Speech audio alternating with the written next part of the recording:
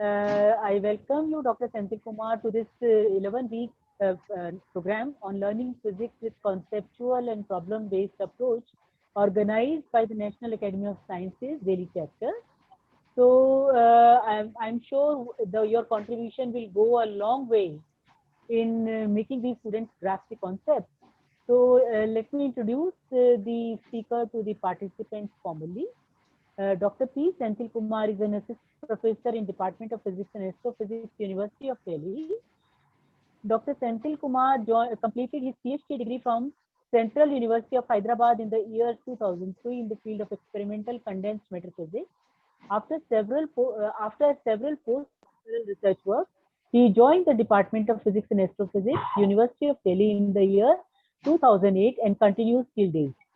He has 15 years of research and teaching experience and has taught several courses like quantum mechanics, advanced solid state theory, laser and spectroscopy, etc. He has started the experimental plasmonics group and 5 PhD students have graduated from his group.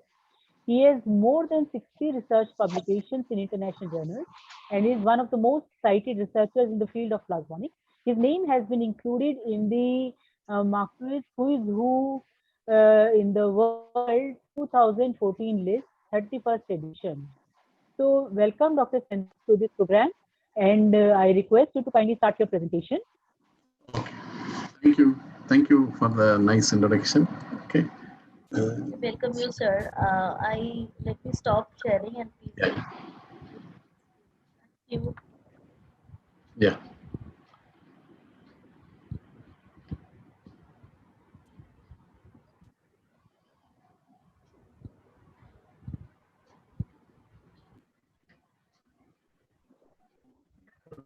Okay.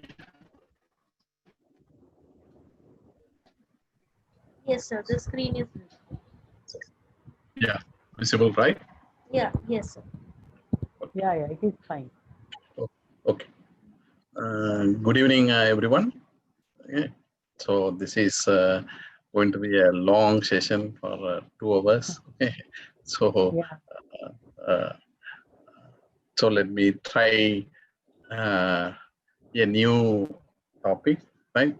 Till now, we have seen root theory, Hall effect, and vibrational properties of lattices, and so now. Dr. Please, just a second. Somebody is trying to write on the screen. Please stop being naughty. It is for your own good. Do not annotate. Please do not disturb the speaker. Okay. Dr. Senthil, please go ahead. Okay. So today we will continue in combination with Hall effect measurements. So we will see something about magneto resistance. Okay. So what is magneto resistance and how to measure that, how it is useful, what are the basics of that, and all those stuff. So anything and everything about basic concepts about magneto resistance. Okay. Why it is and how it is important for both basic science from the basic point of view as well as application point of view. Okay.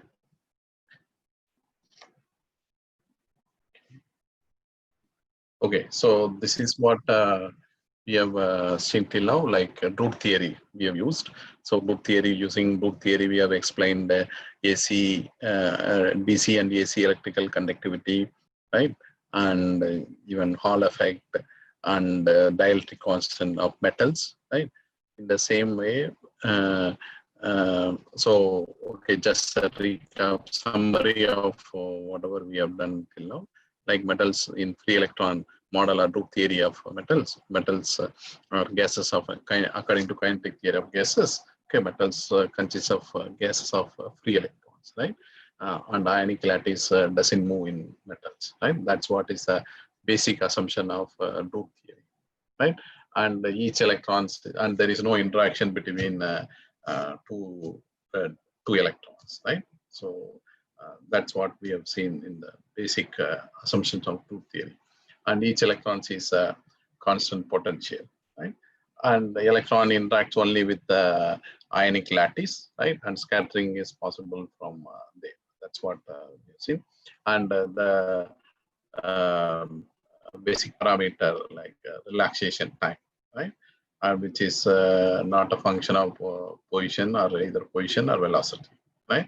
But it was later found that by quantum mechanics, okay, it's a function of both position and velocity. That okay, that's altogether different story. But this Drude itself proposed this relaxation time, and as we have seen, it is of almost of the order of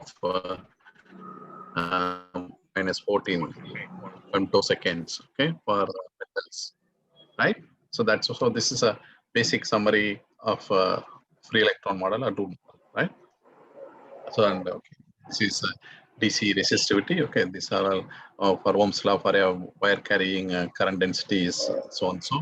Resistivity is given by this equation, right? This all we have seen.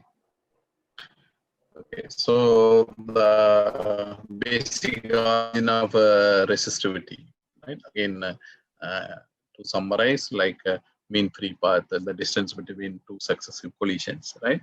That's we have seen. So in general, rho is rho resistivity comes from the effect of, say, these three components. Like, say, one is defect in the metal, right? Any real metal has any real lattice has defects. That's what you have seen in the crystal structures and things classes, right? So effect from the resistivity from the defects, as well as vibration, like we have seen vibrational modes, right? Acoustic mode, optic modes and all in the last class. So the resistivity, there will be a contribution from phonons or lattice vibrations also.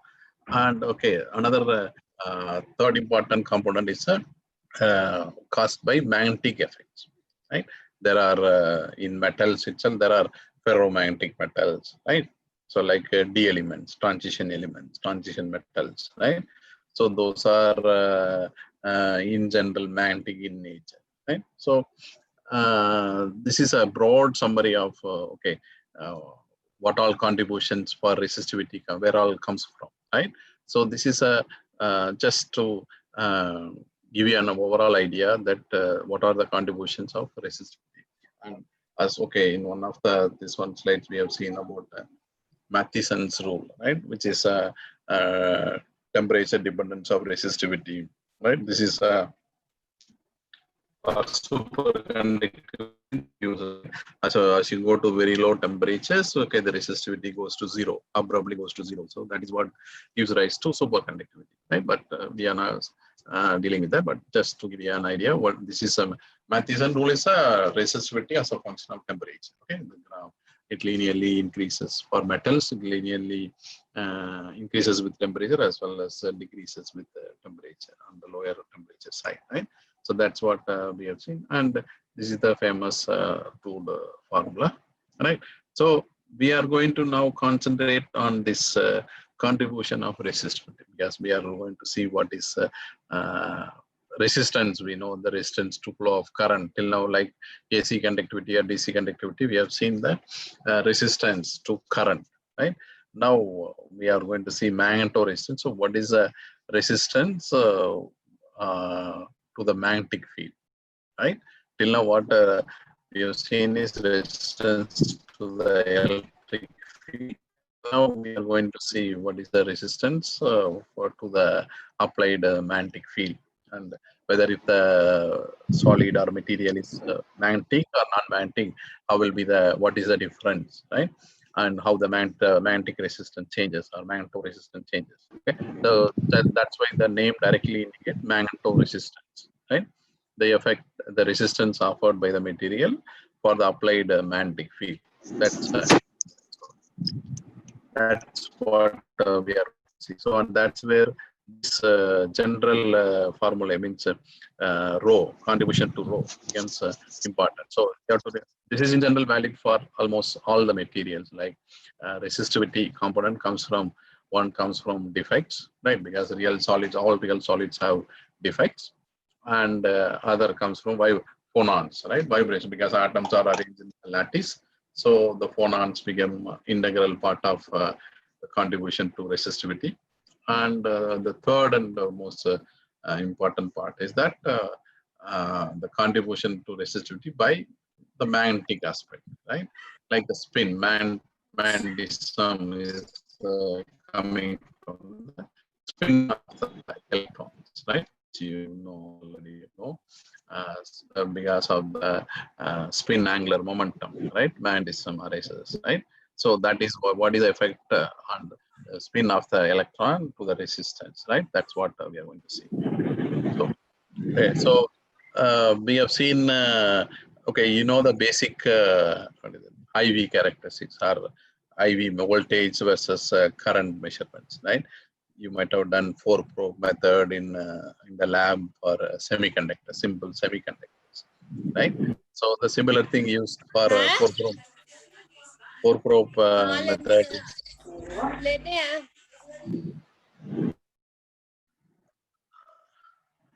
so the 4-probe is used for even simple IV characteristic as well as even in Hall effect we have used, right? The 4-probe apparatus. So, okay, this is a summary of how 4-probe, like 4 contact methods were used, right? In so why in 4-probe? So in any 4-probe, in general IV characteristics or in Hall effect measurements, as you have seen, you are using a rectangular or a very thin bar like sample, right? So these people were realizing right from the very early days also, right? Even during Hall effect lecture, there were some questions why only like bar shape, rectangular or square shape is used, right? So the same, okay, the same answer which I told, only on the circumference, the surface charges contribute to the electrical properties, right? The surface charge mixed with the free electrons in the metals. Similarly, when you excite electrons from the valence band to the conduction band, only those conduction electrons contribute to the any IV characteristic or even Hall effect, right? So that's why the shape or size of the material. Yes. Okay, sir, let me see how to.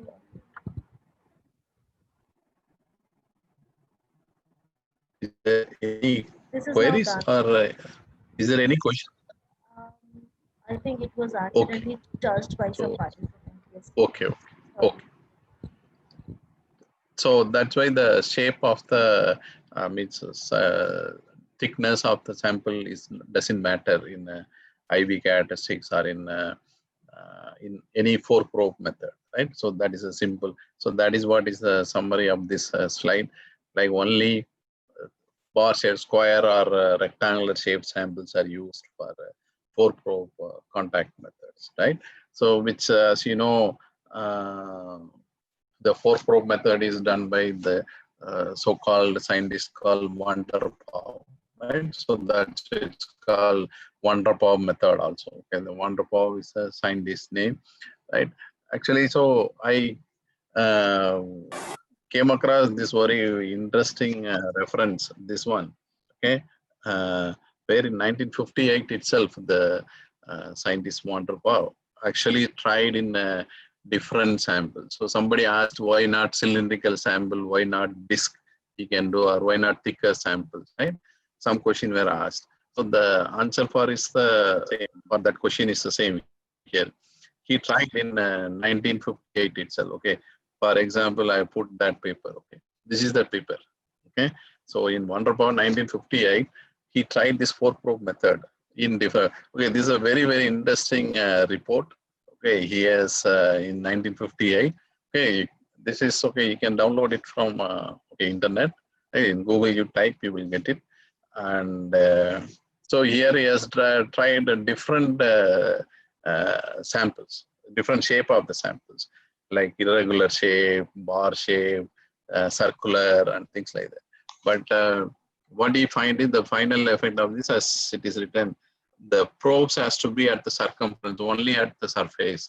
It is giving a better result. So it doesn't matter what is the shape of the sample. So that's why, okay, we are using now only a thin rectangular or square shaped samples in our all 4 probe measurements. Okay, so this is the experimental proof for any arbitrary shape. Only on the circumference of the 4 probes should be only on the circumference of the sample or on the surface of the sample. That's what it means. So yeah, as you know, 4 probes, there are collinear probes, right? In 4 probe method, you apply a voltage in the outer 2 probes, right? And you measure the current in the inner 2 probes, right? Why? So generally what students do is, why not interchange the probes, right? Outer probes may current measure karna hai, inner probes mein diya to. So what happens? Can you do like that? No, you should not do like that. The 4 probe, the collinear probes, right? Outer 2 probes, the end probes should be given a voltage, and inner 2 probes, right? You should measure a current, because by applying a voltage or current in say if you apply a current in outer 2 probes, what happens when you pass a current through a semiconductor or even metallic sample? What happens? Charge separation happens, right? And when the charge separation happens, that's what you are measuring by through the inner 2 probes, right? The potential difference created by the applied current, right? Suppose if in the probes, what happens? You put in the inner 2 probes here current, so your potential difference only created between these 2 inner probes. Okay, and when you measure the voltage difference in the outer 2 probes, you might be measuring something, some noise or some other impurity measurement, right? So that is why all these things are given in this paper, okay, or many other papers also. But this is one of the very first methods he has tried, Wonderboy has tried, right? So all the things are very clearly in the basic language, because at 1958, no, not much technicalities are involved. Very plainly, simply, he has written this paper. So he has tried both IV characteristic as well as Hall effect. Also, he has measured for different arbitrary shape samples, and find that only on the circumference of the sample it works. The measurements, any measurement works. Okay, so that's why. Okay, remember now that that's why in the lab, okay, in any lab experiment for 4 probe point contact measurements, we use a flat sample as well as rectangular or square shaped samples. Okay, so the shape, arbitrary shape, doesn't matter. Okay, so that's the real reason for using a square or rectangular samples in 4 probe methods. Okay, so just I find it useful information, so I put it here. Okay, so the resistivity, okay, so summarized here. So the resistivity measurement, 4 probe resistivity measurements, you can do in any like this 1, 2, 3 are the 4 probes, right? Like where, yeah, once you keep it only at the edges of the sample or circumference of the sample, you will get better measurements. Okay, that's a whole idea. Okay, so just remember that always. Okay, whenever you are doing or wherever, whichever sample you are doing the 4 probe measurements. Okay, whether it is IV, simple IV characteristics, or even Hall effect measurements. Okay, so this experimental setup, okay, is very much essential. Okay, so okay, again the same thing, we have seen Hall effect measurements, like you have a flat sample, right? You apply a electric field along the x-axis, right, along the length of the sample, and apply a perpendicular magnetic field. So you measure the Hall voltage along the thickness of the sample, right, along the thickness of the sample. So what does that mean? That those the Hall voltage, those charges are means independent of the applied electric field as well as magnetic field, right? They are independent, so they are creating a potential difference along the thickness of the sample, right? So that's what we have seen. So all those because of the magnetic field, Lorentz force action, the charges gets deflected, right? And because of the electric field along the length, the charge separation happens along the length of the sample. So we get this Hall voltage, right, and Hall resistivity. Okay, so from Hall voltage or Hall coefficient, we can calculate the Hall the Hall resistivity, as you can see, depends on the magnetic field and the Hall coefficient. Okay, so this is a very important factor. So this is what we are going to see. So this is a resistivity, Hall resistivity. Sorry, and the Hall resistivity is sorry. All resistivity depends on the magnetic field. So when you plot resistivity as a function of magnetic field, it has to linearly, okay, from this relation, it has to linearly increase, right? So that is what we have seen from Hall effect, okay? So now this is a summary of Hall effect, okay? This, as you can see, this flat sample, and this 1, 2, 3, 4, 5, 6 are the probes, okay, measuring measurement probe. Across 1 and 4, you give the current, right, electric field, and across 2 and 6, you give perpendicular magnetic field, and 3 and 5, which is across thickness of the sample, you measure the Hall voltage. Okay, so that's why these numbers are given for the probes. Okay, so accordingly, wherever you like Hall effect, you can measure I is for Hall effect, I is 1,4, right?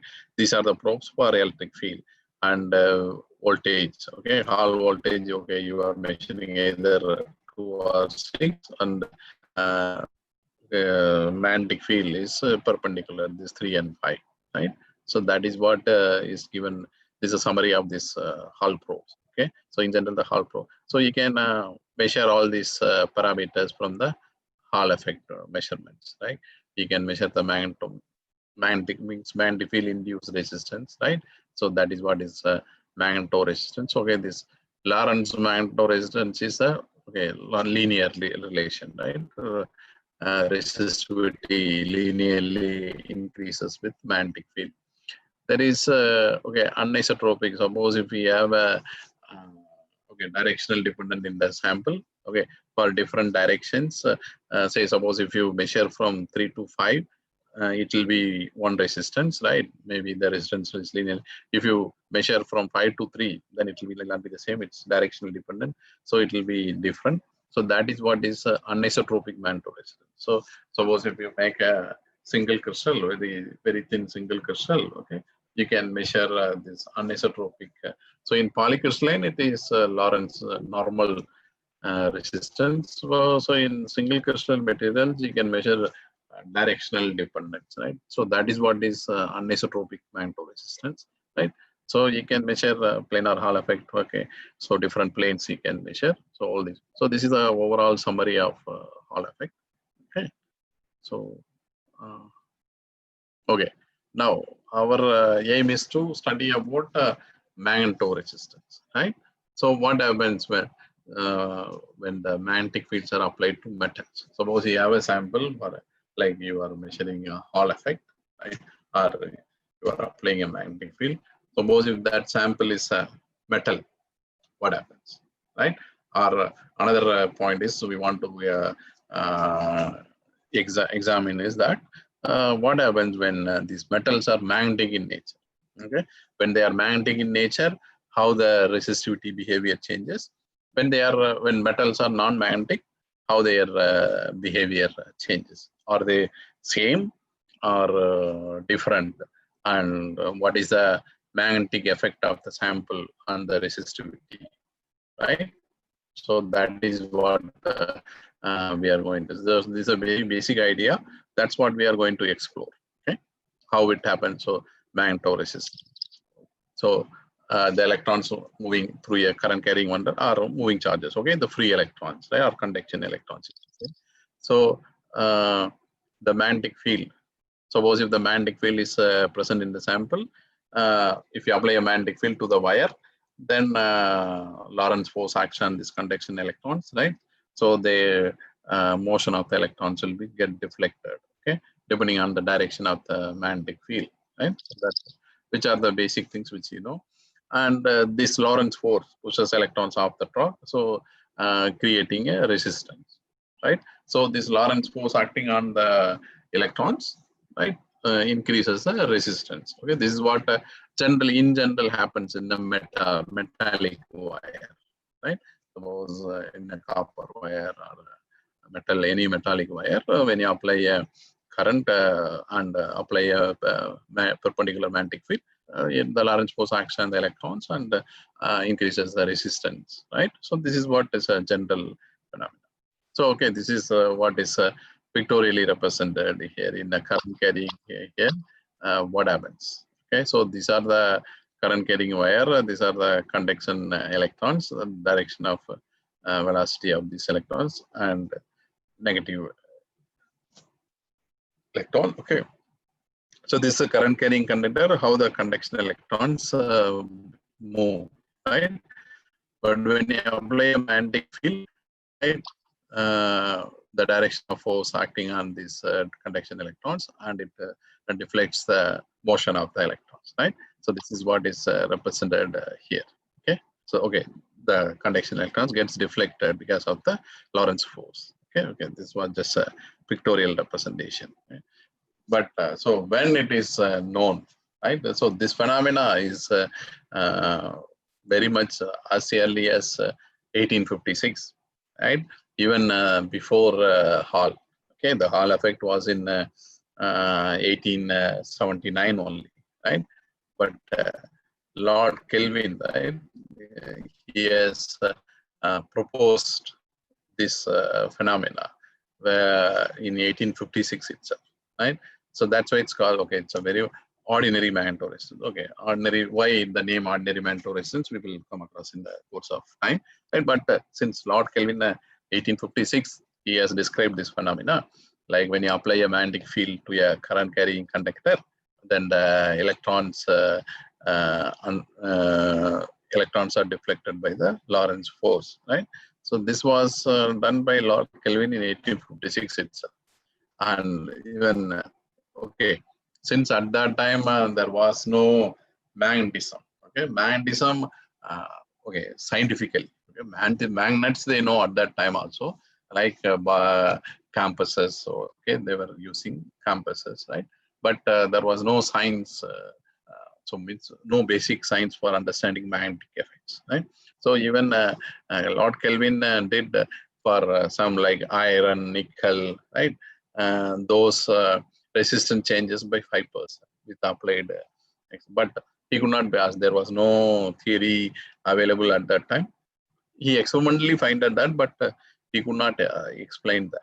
Okay, this is just a pure experimental fact. Okay, so he tried on a current carrying conductor, when you apply a magnetic field, there is a charge, means there's a force acting on the charges, and the electron, means charges get, okay, at that time even electrons were not there, right? So electron concept was not there at the 1856. Okay, so but even then, so he proposed there is some resistance to the current, right? So that is what, but because since at that time there was no theory, no further, nobody took up this experiment at that time, right? To further and try to understand that, because there was no theory of magnetism at that time. Okay, so the Mantle resistance, even though it was done by Lord Kelvin in 1856, there was nobody else to pursue that. Okay, so that is the intuitiveness of Lord Kelvin, right? He has done a lot of experiments, but because of lack of theory, he could not explain them in a proper scientific manner. Okay, so that is a, so after 1856, only in after 1980s, okay, people started getting interest and understand the phenomena both experimentally as well as theoretically, right? So more than 100 years, okay, and 130 years almost, right? So it took for the for people to understand the phenomena, but once they understood it in 1980, then enormous work has been done after that. Okay, so that's what we are going to see subsequently. Okay, but so this field, Mantle Resistance, are the signs of experiment of Mantle resistance is known more than 100 years back. Okay, so he used a simple setup, current carrying conductor and 4 probes, right? This is what the 4 probe, this one. There are 4 collinear probes and 2 outer probes you apply a current, and inner probe you measure the voltage, right? So that is what is the basic experimental setup of Lord Kelvin, and he saw that there is a resistance, means anisotropic Mantle resistance, Mantle resistance is 1 to 2%. Okay, means the resistance is increased by 1 to 2%. Okay, so that is what by the simple experiment you can understand. Okay, but after that, since there was no theory, no further this one has occurred. Okay, so the ordinary explains. So, but once quantum mechanics started, right, 1920s and all, right, people started working on magnetism using electromagnets and things like that. So there were many works on like metals, right? Different metals. What is the effect of magnetic field? People have done, and this is a summary of that. Overall summary of that. What is how the resistance changes with respect to magnetic field in metals, right? This is only, this figure is mostly of metals. Okay, so there are other like non-metals also has been done, but for this purpose we have just taken only the metal response, right, with respect to applied magnetic field. So the summary is that the resistance is proportional to B square for small low magnetic fields, and it is linearly proportional, right? So it, as you can see in this one from the figure, it steeply increases at low magnetic fields, and at high magnetic fields, it's linear, right? So that is very high magnetic fields, right?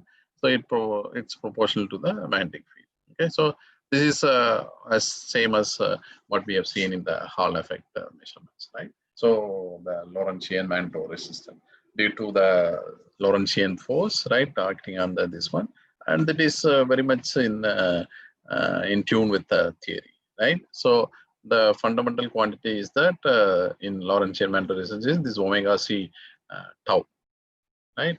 Where tau omega c is the cyclotron frequency, right? Which you all know, cyclotron frequency, right?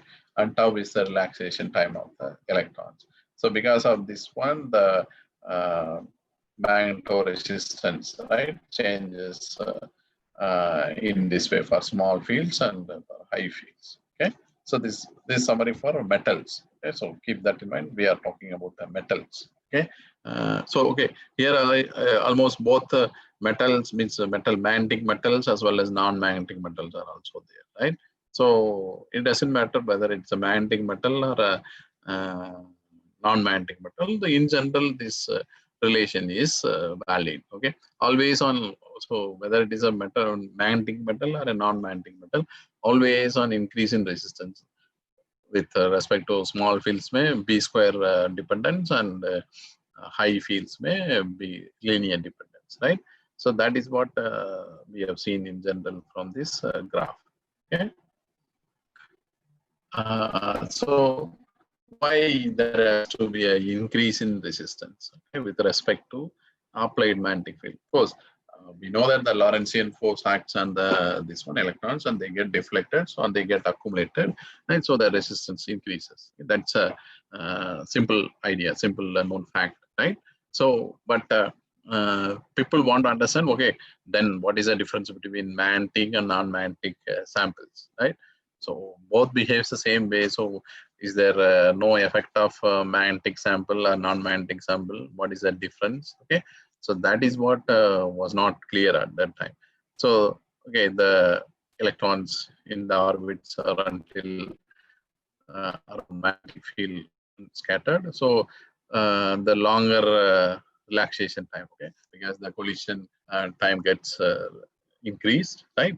So the larger change in the, yes, leading to longer relaxation times, leading to longer, means larger change in resistance. Okay, and that's what is given by this relation, okay, which is called Kohler's rule. So now, what does that physically imply? Okay, which is longer relaxation time means larger change in resistance. Okay, that's understandable. But what does that with respect to the sample, right?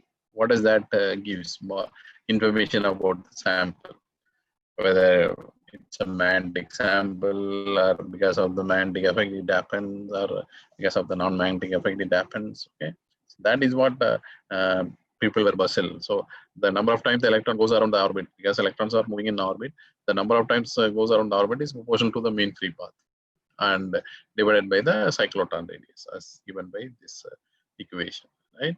So the lambda by r, okay, the wavelength by r is proportional to B by rho, the applied magnetic field by resistivity. Okay, so that is what they have found.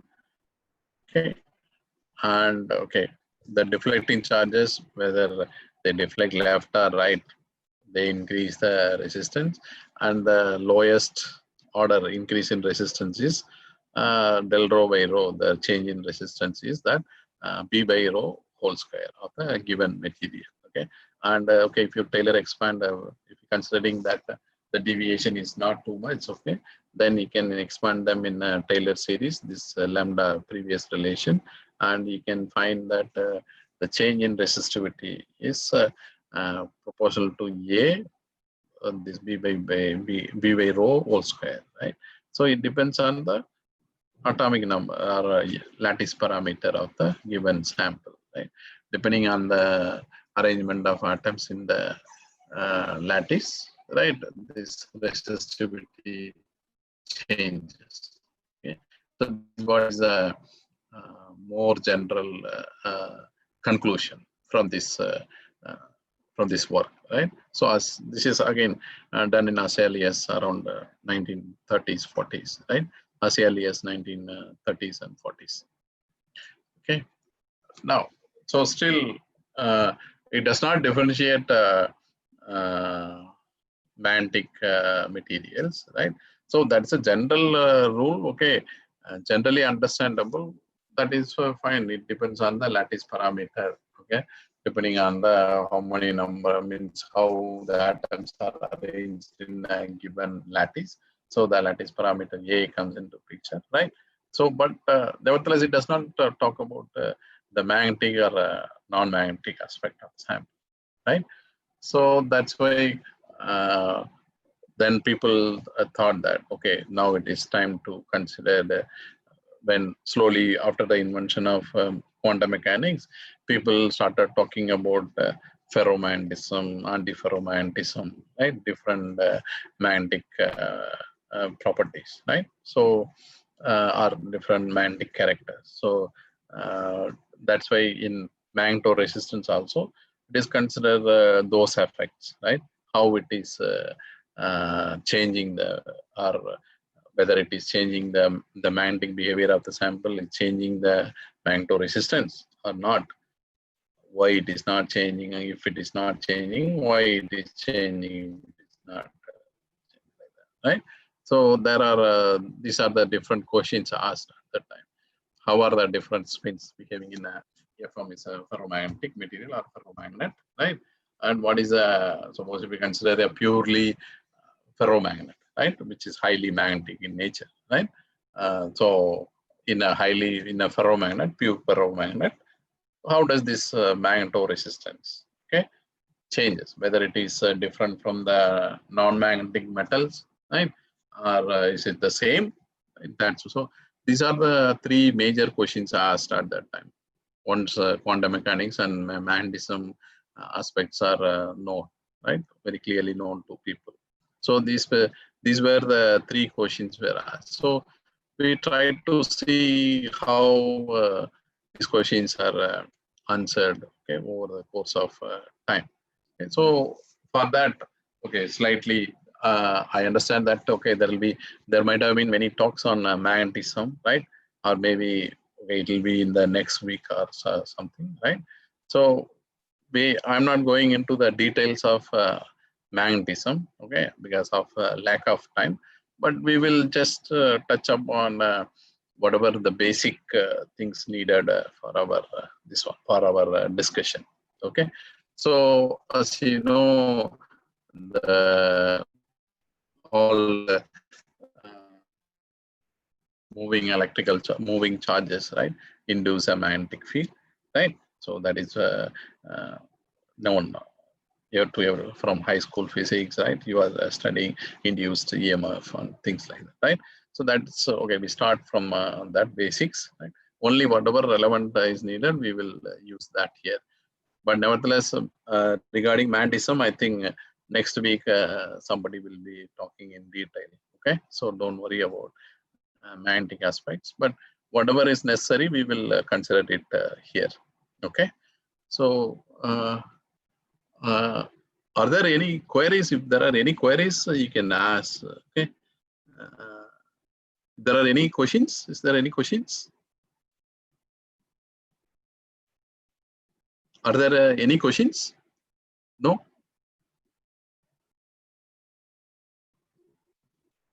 Am I audible? Hello? Yeah, yes, sir, you are audible. Are Hello? there any questions? Yeah, yes, sir, Are there there was actually one question on the screen. yeah, So the question was that when we are talking about the magnetic field, how low is it? I mean, in terms of value. So this is what the student is asking. okay. Okay. Here, okay, we didn't actually go into the, still we are, and didn't go into the means actual experiment, right? So, but okay, if you consider, as you can see here, okay, the magnetic fields are very low in this figure. If you see, okay, what is the say 10 to the power 5 wire star. Okay, so 1000 wire star is 1 Tesla. So it is around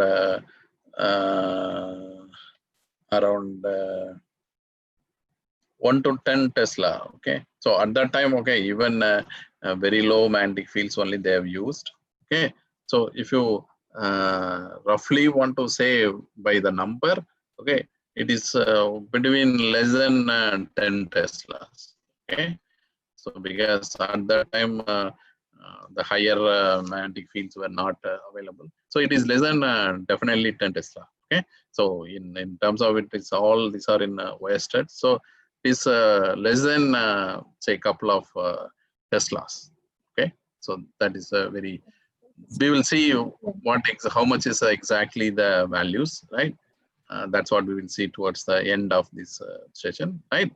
So actually, we didn't go into. We are just generally whatever known is that we are summarizing that, but I'm trying to understand how the mantle resistance effect comes into picture in a given sample, whether it is a metal or a magnetic metal or a non-magnetic metal. Okay, so that's what we are trying. We are trying to understand the concept of mantle resistance. Okay, so we will come to that magnetic field. Okay, in the course of time. Okay, are there any other questions?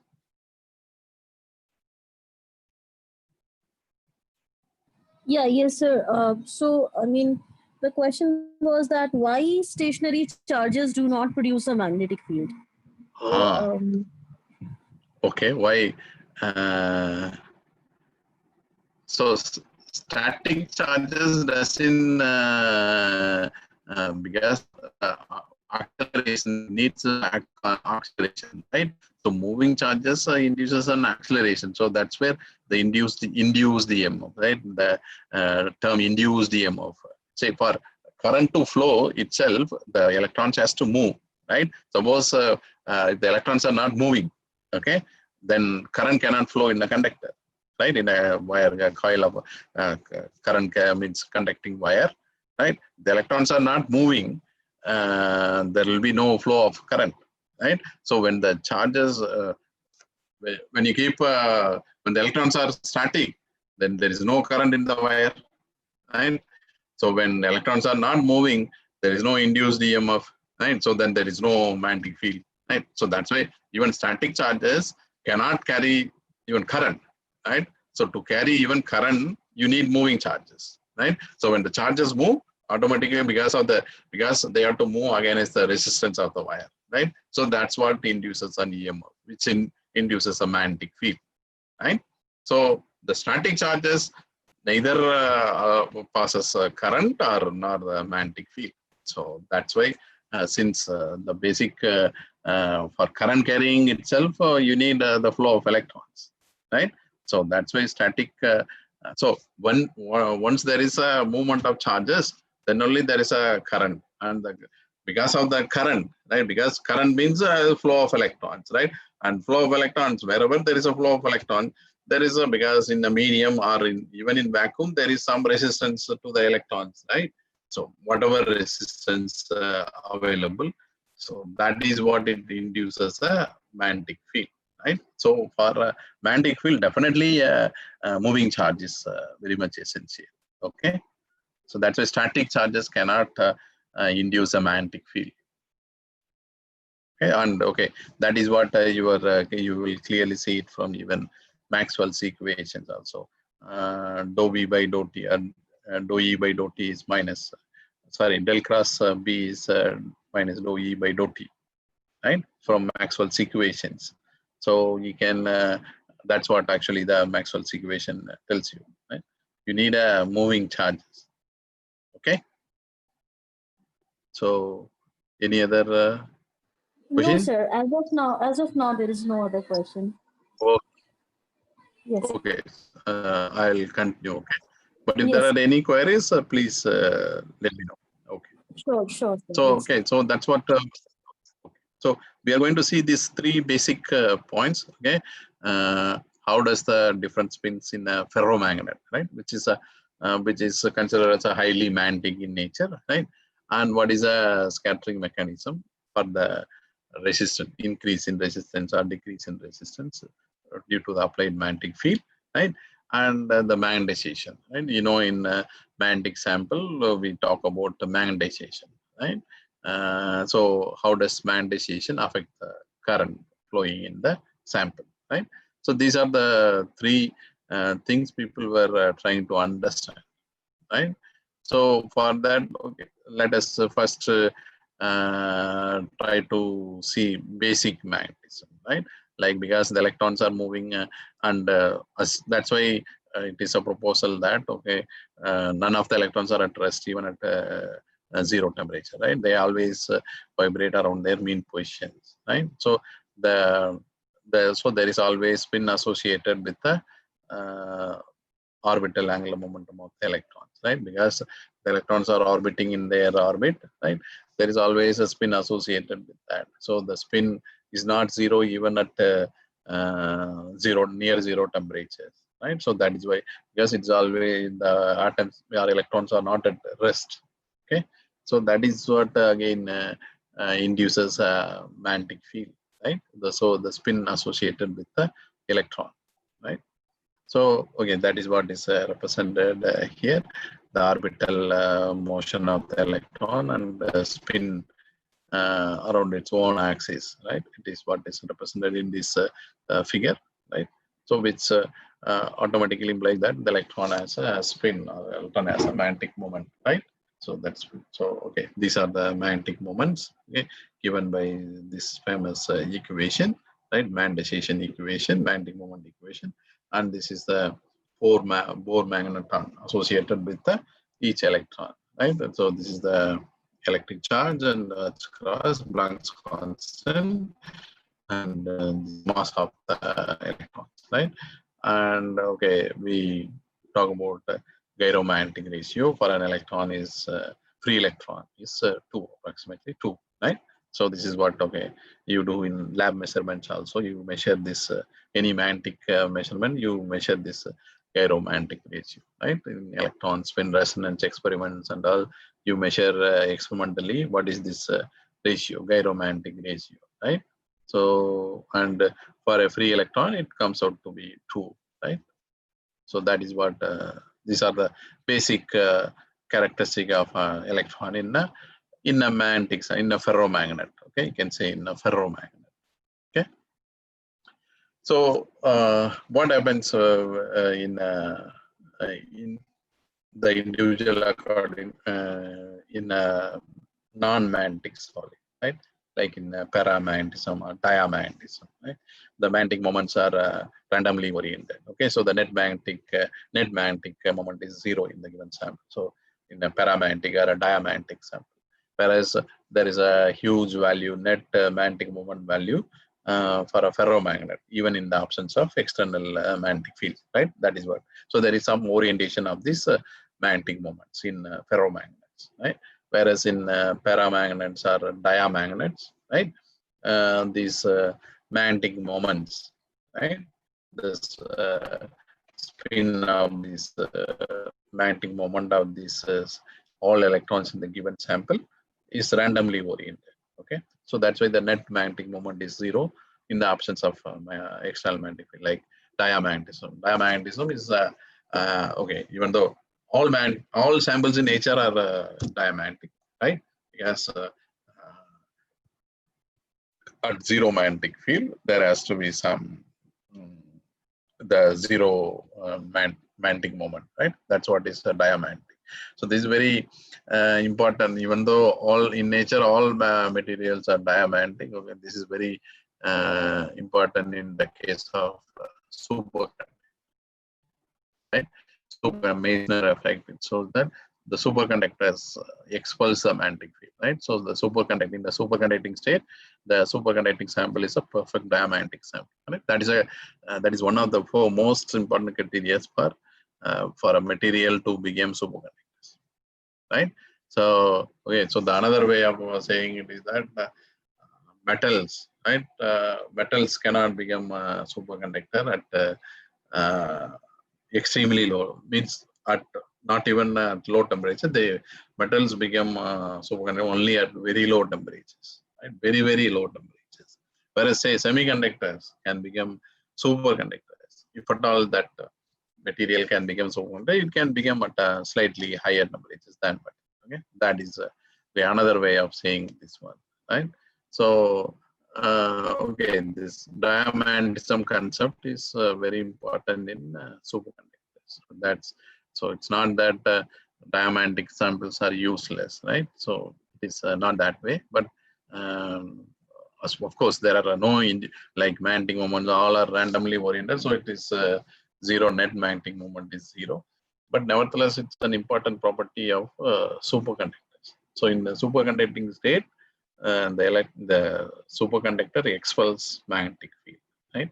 It does not allow the magnetic field to pass through the superconductors, right? So that's why for the material to become superconductor, it should be a perfect diamagnet. Okay, and paramagnetism. Okay, so there are some slight orientation. Okay, but much smaller than a ferromagnet. Okay, so in the absence of magnetic field, there is some net magnetic moment, even maybe negative magnetic moment, but there is some minimal magnetic moment, but not as good as ferromagnet. Okay, so these are the basic classification like diamagnetism, paramagnetism, and ferromagnetism and antiferromagnetism, right? So this you might have studied nowadays, right?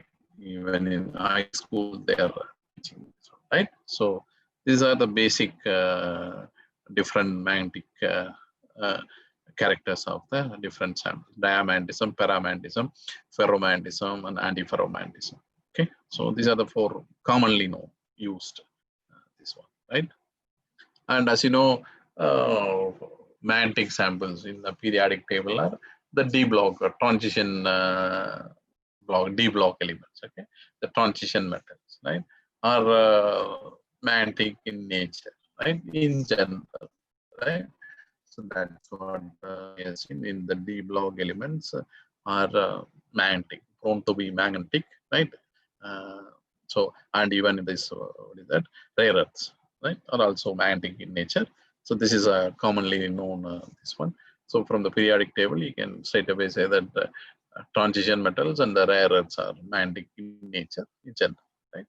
And okay, there are different ferromagnets in these transition block and rare earth elements. So there are all ferromagnets, antiferromagnets, everything is included, right? In general, magnetic, right? So the interaction between electrons, right? exchange interaction. So what is exchange interaction? Okay, hope you might know. Okay, if you have if you have finished college, okay, you might have studied about exchange interaction, right? So what is exchange interaction? Okay, this is what it's called exchange interaction. Suppose there are in hydrogen atom, if you consider hydrogen atom, right? So it's a easy, simplest system, possible system, quantum mechanical system. So that's why you study it as one nuclei, means one proton and one electron, right? So it's quantum mechanics of that is, that's why in all standard textbooks, okay, you study the quantum mechanics of hydrogen atom, right? It is easier, quantum mechanics of hydrogen atom. It's a protein and now well known or well understood by now, right? But suppose what happens? Suppose if you add one more electron to the hydrogen atom, right? Because each orbital can accommodate two electrons, right? Pauli's exclusion principle, right?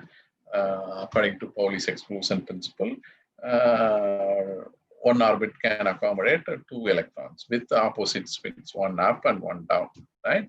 So in a hydrogen atom, if you add one more electron, right, either it can go to the same orbit and form like up spin and down spin, right, and become stable, right? Or another way is that okay, it does not go to the same orbit, so it sits in a higher orbit, right? So that it does not want to interact with this previous electron, right? So it wants to stay in the upspin only. So it is going to the next higher orbit. Okay. So these are the two cases possible, right? One, if it goes to this same orbit as the previous electron, right? It has to undergo a spin flip, right? Because Pauli's exclusion principle does not allow two same spin electrons to occupy the same orbital, right? So and another this one is that it can go to the higher next orbital and may stay in the upspin position, right? So that is possible because single spin. So Pauli's exclusion principle is not violated. So it is possible. So the two cases are possible. So, but which case is more feasible, more what is that? Means less energy, means so as to stabilize, right? The energy has to be minimized, right? So in this case, if you see, the spin has to flip, right, which anti-parallel, right, and stay always anti-parallel because the other spin is up. So when the other spin is up, this has to be down, and when the other spin is down, this has to be up, right? It has to always change its energy, right? So this needs higher energy, or this needs higher energy. So which one is higher energy? As you can see, the Coulomb repulsion energy, this one is high because the electron always has to change its this one spin state, right? Up and down, depending on the other electron. So the Coulomb and maintain the Coulomb repulsion, right? Because both electrons cannot annihilate together, right? So the repulsion energy is higher. Whereas here, because the energy of the orbital is different entirely, because two different orbitals, so they can whatever way they want, they can stay together, stay safely, because they are far apart, because they are in two different orbitals, right? The Coulomb energy is lower here, right? So that is what. So this kind of interaction between these two electrons, right, are called exchange interactions. Okay. So this is very useful in understanding. Okay, this is a very simple example. Okay, but this depending on the real material, this varies. Okay, this is just a simple theoretical example, right? But this is how the interaction energy between two electrons changes, right? It is, see, all are the same electrons only, right? But depending on the position, right? Depending on the orbital where they are allowed to sit, right? The Coulomb repulsion energy is either high or low. It's the same electron. It's not a different, means this also same electron, this also same electron, right? But the Coulomb repulsion energy is because depending on the place where they are arranged or orbital where they are sitting, the energy is different. Okay, so that is what is gives rise to a quantum mechanical effect. Okay, quantum mechanical interaction effect. Okay, so how to minimize? So that's where okay, you can differentiate a ferromagnet and a non-ferromagnet. Okay, your ferromagnet needs a lower energy, so it will prefer this one. The antiferromagnet needs this one, which is higher energy, so that antiferromagnet needs this position, right? So that's how you differentiate quantum mechanically ferromagnet and an antiferromagnet. Okay, so this is what you call it as exchange interaction. Okay, so if you have a basic solid state physics course or basic quantum mechanics course, you might have come across this one. Or next week, whoever is taking magnetism, definitely they will be telling you this in detail, okay, about this exchange interaction. Okay, so this is whatever I'm saying is just very overall summary. Okay, but this is a overall essence of this one. Okay, this much. See, the same electron, depending on its position, right? The Coulomb repulsion is either high or low. Or repulsion energy is high or low.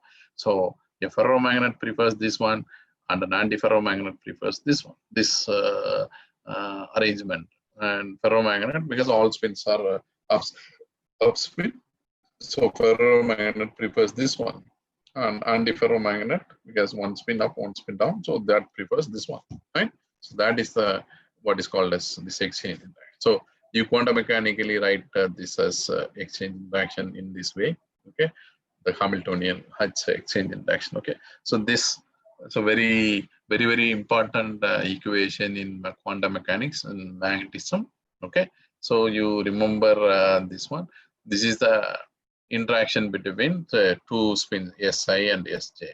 Okay, so J is the interaction parameter. Okay, so J is greater than 0 for paramagnetism.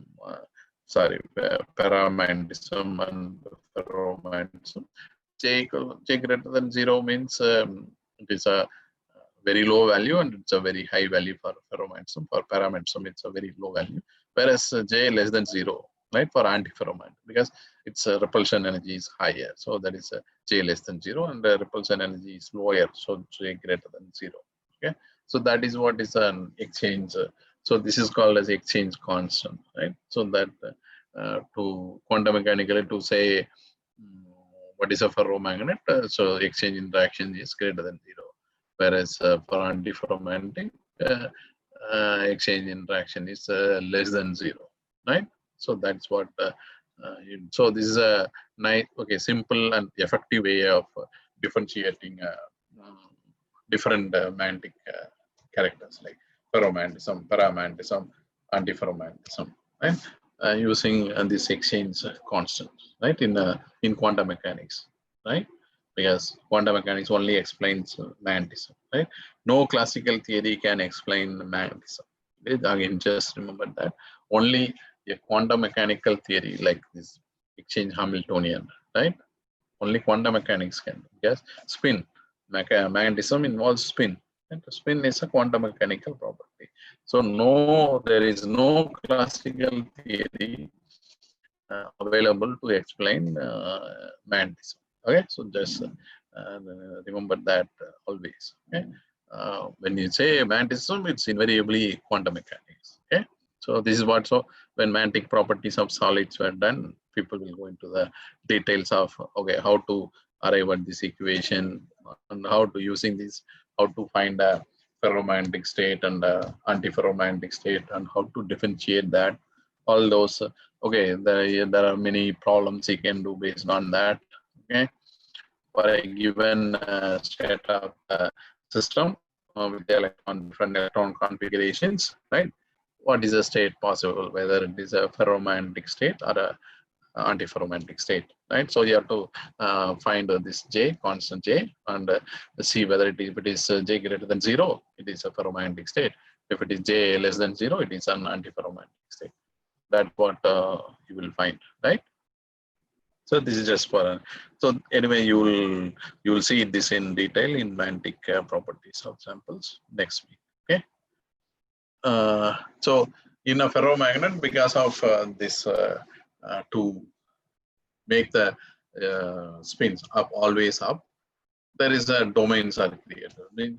Each magnetic moment creates a domain on its own so as to maintain its moment, right?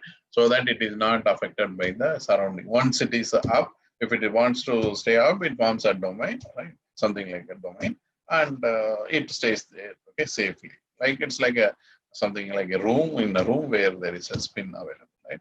Whether upspin or a downspin, right? So so these are called magnetic domains. So in the given solid, whether it's a ferromagnet or antiferromagnet, there are different domains, right? Magnetic domains. These are called magnetic domains, where in each domain there are spins available, and depending on the nature of whether it is a paramagnet, ferromagnet, right?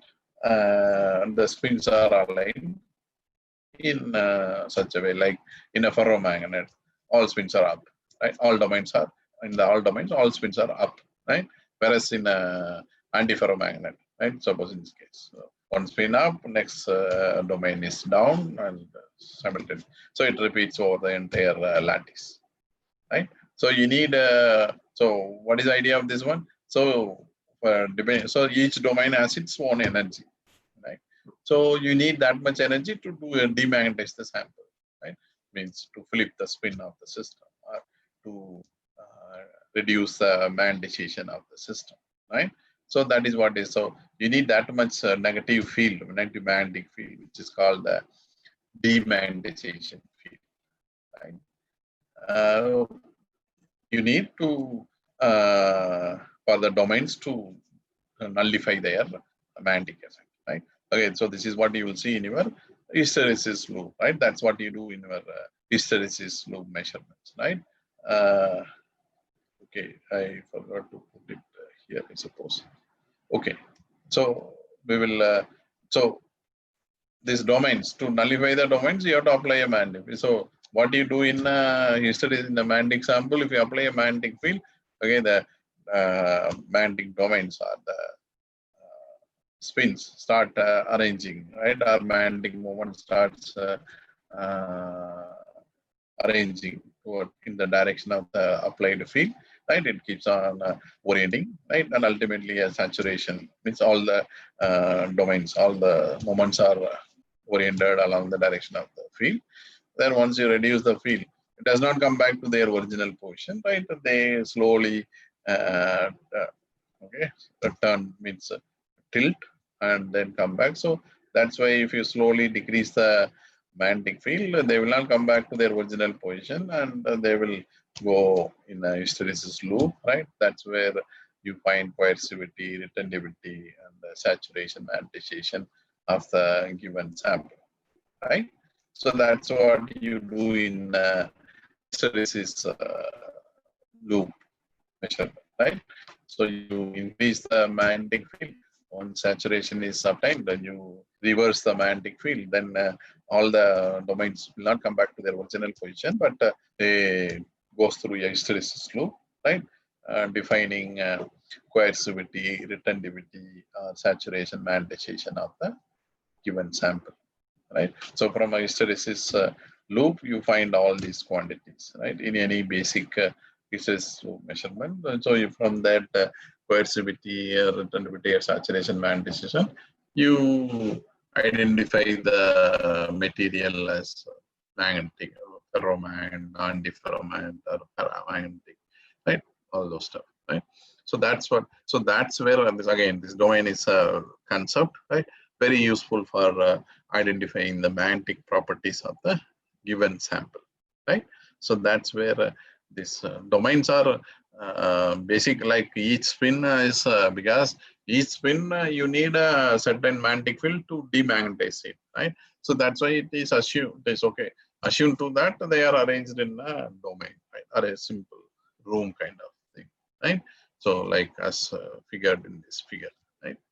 So each spin has a domain. Okay. So depending on the character of the given material, the demagnetization will be either high or low, depending on whether it is ferromagnet or antiferromagnet, right? So in general here now, if you consider ferromagnetism, right? Only ferromagnetic sample support for the time being, we consider only about ferromagnetic sample. As you know, in ferromagnetic metals, right? Simple ferromagnetic transition d block elements, right? In the periodic table, as you can see in in a lower like S band materials, the spins are equally displaced, equally arranged, right? Both up spin and that spin, so that the net magnetic moment is almost zero. So S band, the density of states like having different energy, like up spin energy and low spin density of states, right, are equally possible in a normal solid, right? In the S band for the solid having S band, but whereas because S band has only 2 electrons possible according to Pauli's exclusion principle, right? So only 2 electrons. It can be either spin up or spin down. That's all. So if material having only S band, right, then only there are 2 electrons possible. So all over the material, lattice of the material, only these 2 spins are equally probable, right? So that is why this S band doesn't have any this one band improper bands, right? But are where the what is that the band coagulation occurs? Okay, band mixing occurs. Okay, because each spins are equally probable. Because S band only 2 Pauli's exclusion principle allows only 2 electrons, so spin up and spin down, right? But whereas when you consider if the material has d bands, like suppose like transition block elements, right? So then there are say in transition block elements like iron, right? It is 27, so it is not all d 10 electrons can be filled, but always not 10 electrons will be filled. So some orbitals are vacant, okay, in the d orbital, because d can accommodate 10 electrons, right? But in the transition block elements, okay, depending on their atomic number, not all the 10 states of d orbital will be filled, right? There are some will be vacant. So there is always some improperty with respect to upspin and downspin, right? So downspin always, so for the electron to lie in the downspin, always it needs higher energy. So it is always higher, right? Whereas for electron to be in the upspin, lower energy. So this energy is lower. So the d orbital, because of the non-filling of or equal filling of the d orbital, right? So there is always improper band mixing of the d orbital. Okay, so that's where this exchange interactions. Okay, again, how the electron, the Coulomb repulsion between the electrons allow them to stay together, right? Even though there is a Coulomb repulsion between them because of the improper filling of the d orbitals, right? Because of their electronic configuration or atomic number, right? So there is always a band fluctuation or band mixing happens in the d band, right? So this is what gives rise to spin dependent scattering. Okay, because of that, okay, the scattering also scattering means collisions between 2 electrons, right? So the electron with the spin up and electron with the spin down, right? So there is a spin dependent scattering is more possible in d band or transition block elements, or in general ferromagnetic materials, right? So that's what this figure shows. That this is just again how it happens. This, okay, again based on that exchange interaction. So this is what happens, because for the electron to always lie in the downspin, right? It needs always higher energy, right? So there is some high energy spins try to go to the low energy because the upspin is a lower energy. So the some higher energy downspins try to go into the lower spin energy. Okay, so that's where the band mixing happens, right? And the spin dependent scattering happens. resistance. Okay, and this affects the resistance of the given material. Okay, so this is okay. This is what is very important in magneto resistance. Okay, the spin dependent scattering of electrons, or the electron spin of the electrons, right? So that is what we are in the. So this came in the after the after quantum mechanics were well established around 1940s and 50s. Okay, this band theory of metals or ferromagnets, right? So then only the people started working on the spin dependent scattering of the electrons, right? And how they affect the current carrying electrons, right? This spin dependent interaction, how it affects the current carrying electrons or the flow of electrons, right? So, and that's how this magneto resistance comes into picture, right? So this is the again the basic idea of this one. Always, as you can see, this downspin, right, or the spin with anti-parallel spin, right, or downspin. You can call it as up or upspin, downspin, or parallel spin, anti-parallel spin. All amounts to the same. And as you can see, the resistivity, because as you can see, always downspin or anti-parallel spin needs higher energy. So that's a convention. You always consider upspin as a lower energy and the downspin and spin as higher energy. So the resistivity of downspin is always greater than resistivity of the upspin, right? So that is again a convention, right? Because we can consider the upspin to be always at lower energy. Okay, so that's again convention. We consider the electron as negative charge, right? That is again a convention, right? So that's a universal convention. So we are using that. So similarly, the universal convention is that upspin always has, or parallel spin has low energy, and anti-parallel spin has a higher energy, right?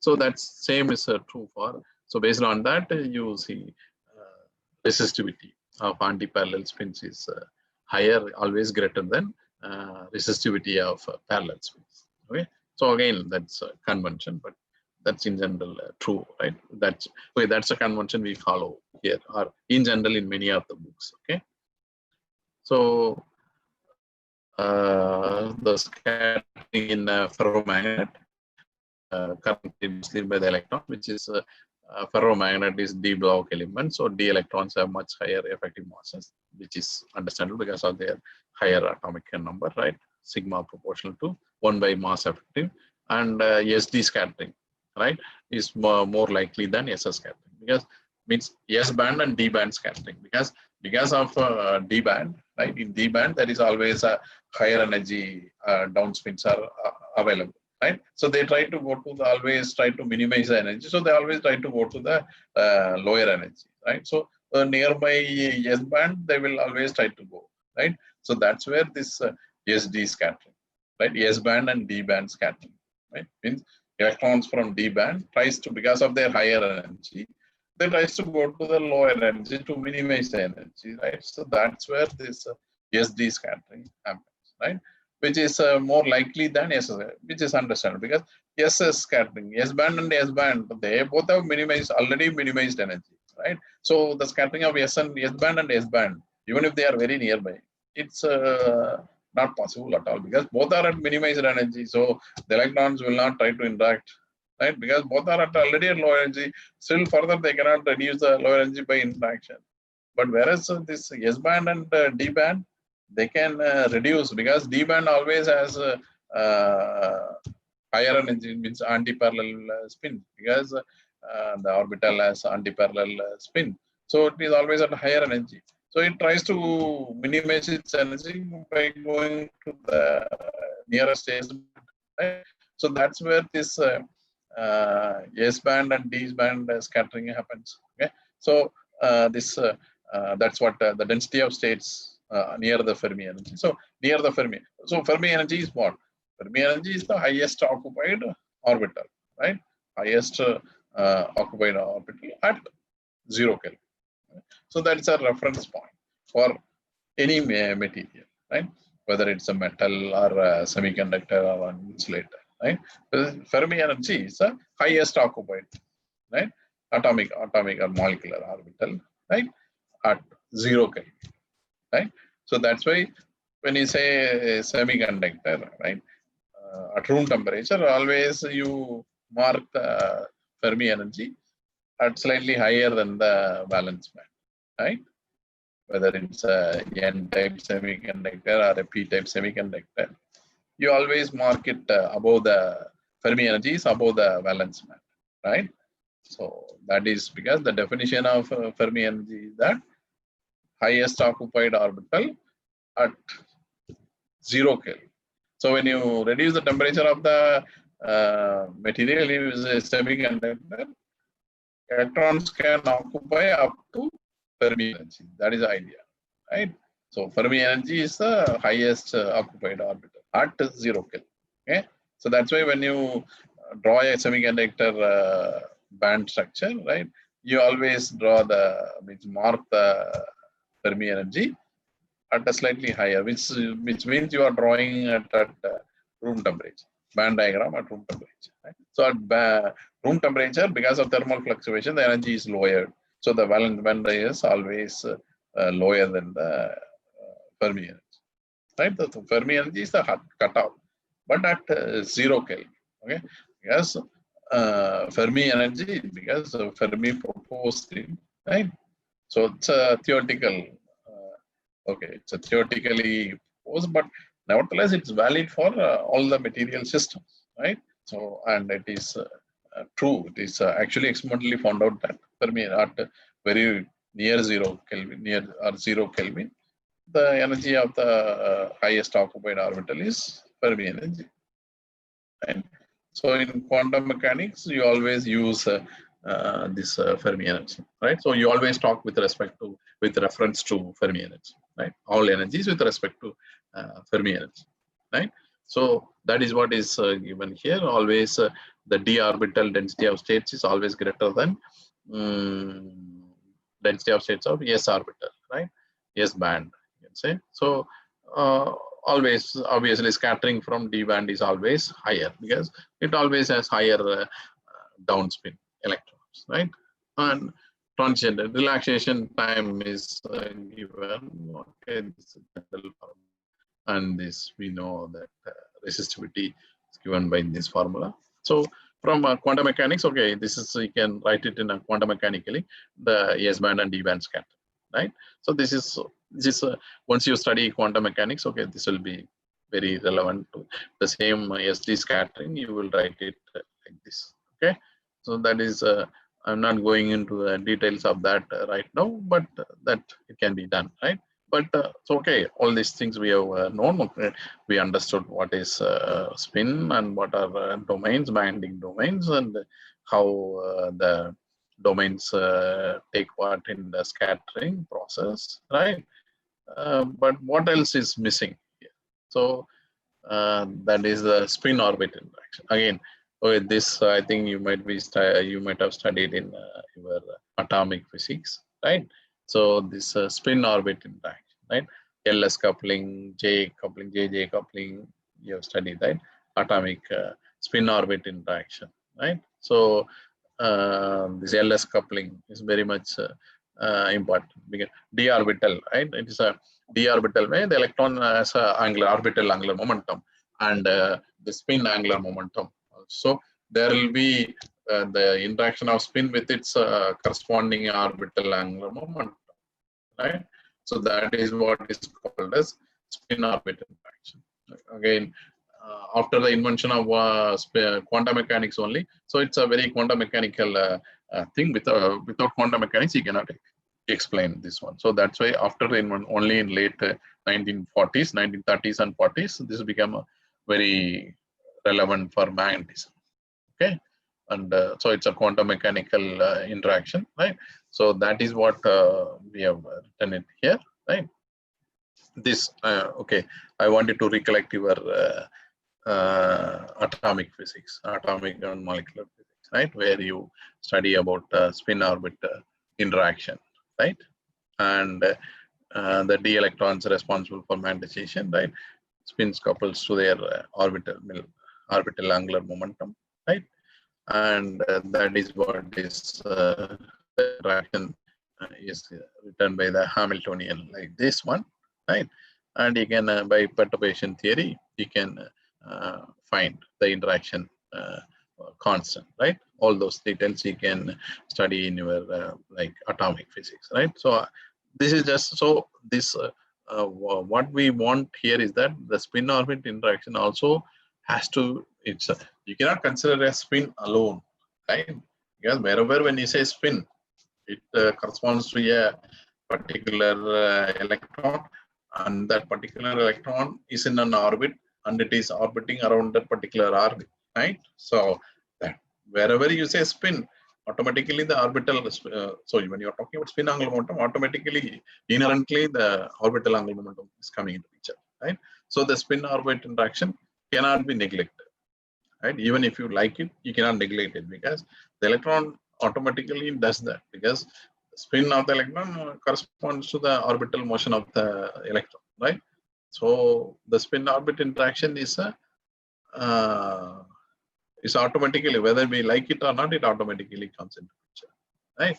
So quantum mechanics, nevertheless, quantum mechanics takes account of those interaction also. Okay, so the spin orbit interaction allows spin mixing. That I talked about band mixing, like upper spin means anti-parallel spin moves to parallel spin band, right? So as to minimize the energy. So that's what spin mixing creates a d band hole, so that majority spin electrons can scatter into empty d states. Okay, so this happens because of again spin orbit interaction, right? So this is a very important quantum mechanical phenomena which you keep into account, right? Now finally the summary for ferromagnetic materials, right? You magnetization, the net magnetization, right? Upspin and downspin, there has to be some magnetization. When you take the difference of this one, there has to be some appreciable value. That's what is a ferromagnet, right? For paramagnet, diamagnet, it will be this negligible, magnetization is negligible. And this, as we have seen, the band mixing, right? With this higher spin, downspin is always higher energy, right? That's what it is represented here. And there is always this mixing, right? Happens with this one, with the lower energy. So this much, this is the line is the Fermi level, right? That's what is given here. So that mixing happens here near the Fermi energy only, not over the entire this one. Only here the mixing means the electron from higher spin goes to lower spin, right? So that is what is happening here. So under spin polarization, right? The probability of polarization of the spins is given by this formula, simple formula, probability, this normal statistical mechanics formula. And there is something called half metal, but don't worry about that, which we are not discussing it here, but for the sake of completion, it is here. Just, so this is a basic difference between a ferromagnet. A ferromagnet in general can be a semiconductor or an insulator, right? So, or even a metal, but this is this is a difference between metal ferromagnet and half metal. Okay, so the deviation means happen, band mixing happens well below the Fermi level also. Okay, that's why it's called a half metal. So it behaves both as a metal as well as a semiconductor, right? Simultaneously. That's why it's called a half metal. But it's not a, so you cannot call it as a pure semiconductor, but it shows metallic properties also as well as semiconductor property also. That's why it's called a half metal. Okay, it's not a pure semiconductor nor a pure metal.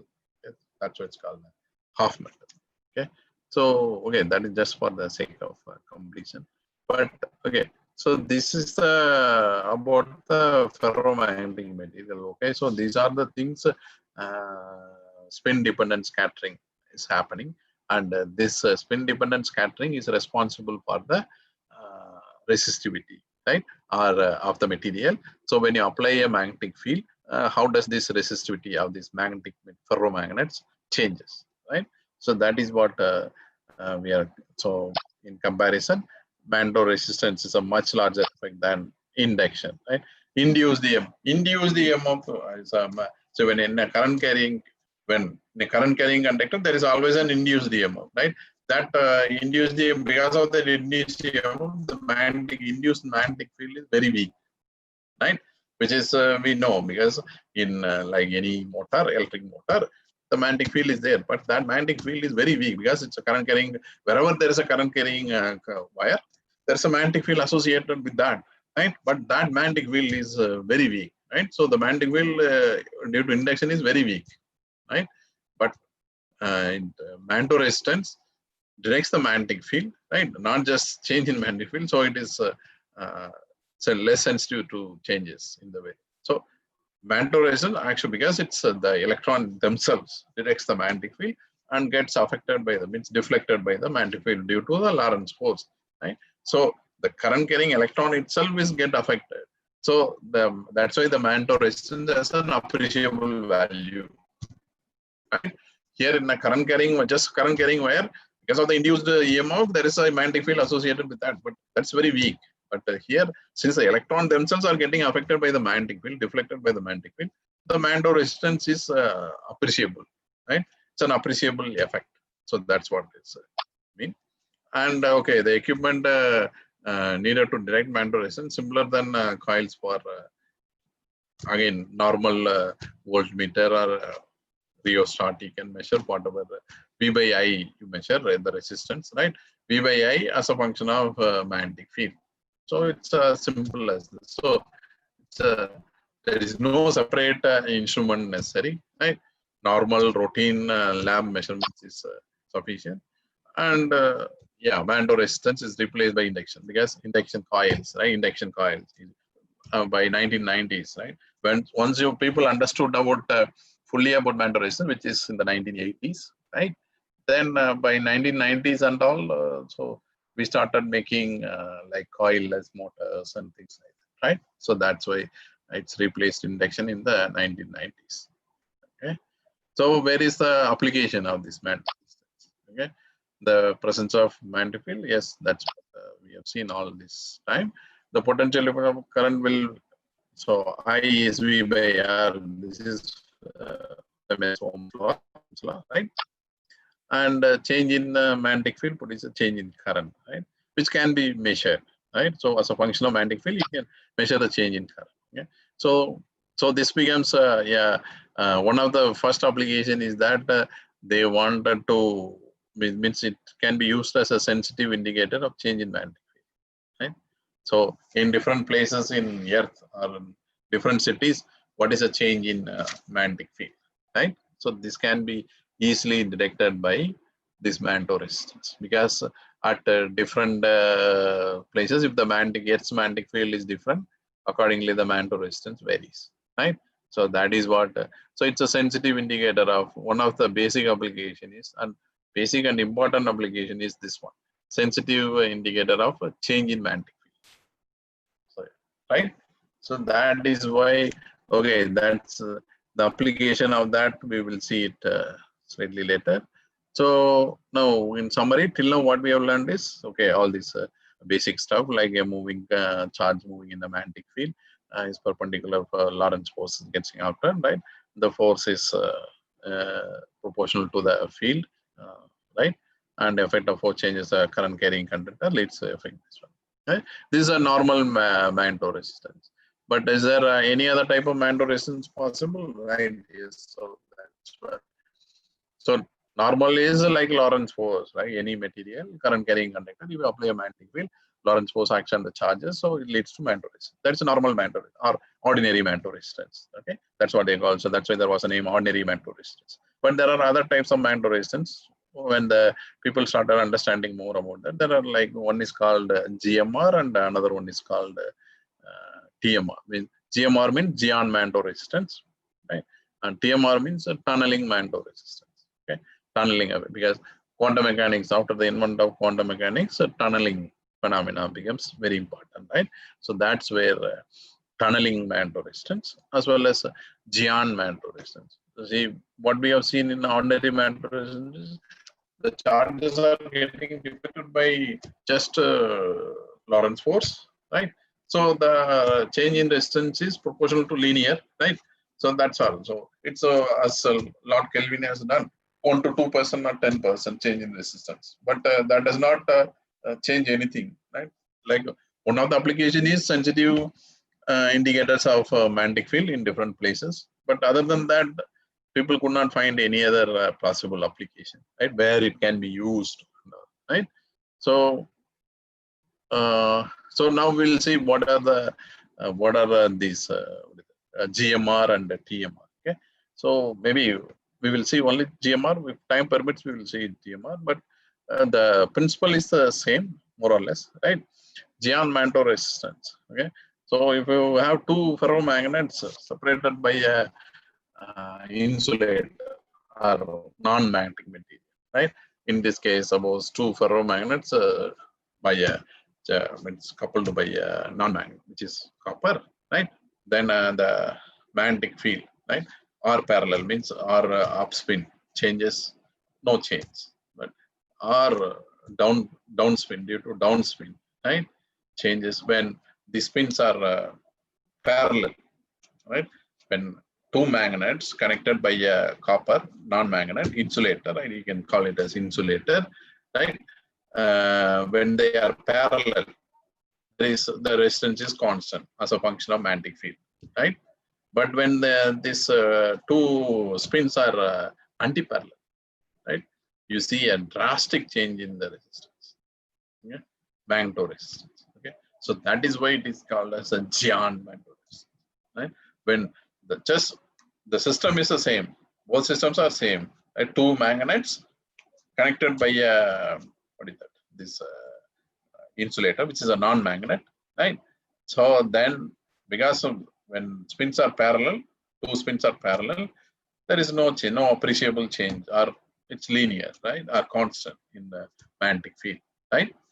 But the moment they are anti-parallel, there's a drastic change, okay, in the magneto resistance. So that is why it's called Giant. No, it is much higher than before. Like Lord Kelvin has done 1 to 2% or maximum 10%. Here, the change is huge, even 70% change in resistance, right? When the spins are anti-parallel, right? So that's why it's called Giant magneto resistance. Okay, so the simple experimental setup is simple. Two magnets connected by a non-magnet, or you can call it as insulator, a non-magnet, right? Then when they are parallel, no change in the resistance. But when they are anti-parallel, when the spins are anti-parallel, there's a huge change in this, which is again due to the spin-dependent scattering, right? Which we have seen in the ferromagnet case, simple, right? So that's why it's called Giant, the huge. So people were trying from 1950s, 60s and all in a single material, right? They want to different combination of materials like compound elements, compounds, alloys, and things like that. But all these didn't work. But only because say this configuration says that okay, this one means two metals connected by insulator, right? So how to make that? That is where the there was huge, many people were working. Finally, they find that super lattices are multi-layers, right? So you have to make the system one by one, right? Multi-layer deposition. Okay, one magnet, insulator, and then a magnet, and then you have to do the study, experimental study. Apply a magnetic field, measure the resistance, right? So that's the after the invention of super lattices, like that's why it took until 1980s, where instruments were done for making multi-layer films, right? Multi. So that's where our super lattice films, right? Super lattices, material with super lattices, right? So that's where this Giant magneto resistance became possible in 1980s. Okay, and okay, so 1980 people started working, and Nobel Prize was given to these two gentlemen, okay, Alfred and Grunberg in 2007. Okay, they were jointly awarded because these both independently work on Mantle Resistance. Okay, both don't know each other. Okay, one from France, one from I think Switzerland. So they were working independently, but on Mantle Resistance. Okay, but their approach was different, but nevertheless the end result was the same. Okay, discovered independently in 1988. Okay, so that's where so from then onward, within 10-15 years, okay, the impact was huge. Okay, so discovery has made a huge application. So that's where your hard disk, magnetic hard drives, right, that came into picture. So that is all your magnetic hard drives, right, or your storage devices nowadays, right, digital storage devices, USBs, computer hard disks, right, phone hard disks, everything, right. Nowadays you are talking about solid state devices, right? So all those uses GM, Mantle resistance. So just by anti-parallel spin interaction, spin dependent interaction or scattering, right?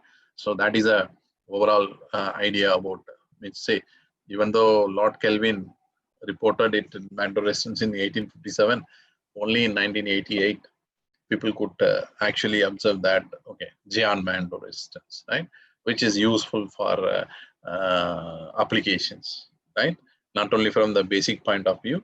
So basic point of view, all those magnetic this magnetism has to be thoroughly understood, and this spin orbit coupling has to be thoroughly understood. So and so from the basic point of view also, there's a huge physics involved in that, and from the application point of view also, like hard drives, right, all your so the new area of spintronics, right, it works on the principles of GMR, right. So the name is GMR. It's very apt because there is a huge with respect to parallel spins, anti-parallel spin scattering is huge, right, enormous. Okay, many orders of many orders difference. Okay, so that's why it's aptly called as Gian Mantle resistance. Okay, so there are okay. I will not go into the details of this one, but the only this one is that it needs multi layers, right? Two magnets are separated by a non-magnet minimum. Right? So you can have, so if you want to, so this has some Mantle resistance, okay, some ratio, but if you have multi layers, this one is huge, right? Almost 100%, 80-90% they get. So that's how your hard drives, right, space keeps increasing because of this Mantle resistance, right? The higher the Mantle resistance, right, the more is space available, means memory available, right? So it's a simple, say, one iron, chromium, iron multi-layer, okay, which has very less Mantle resistance. But if you make this as a multi-layer, right, you will get huge Mantle resistance, right? So that's where your the hard drive spaces become higher. Like your earlier 250 GB hard drives, right? And then 500 GB hard disks were available. Now 1 TB, 2 TB, right? Like different memories are available, right? So that all depends on how much multi-layers you can code, right? And to maximize the Mantle resistance, right?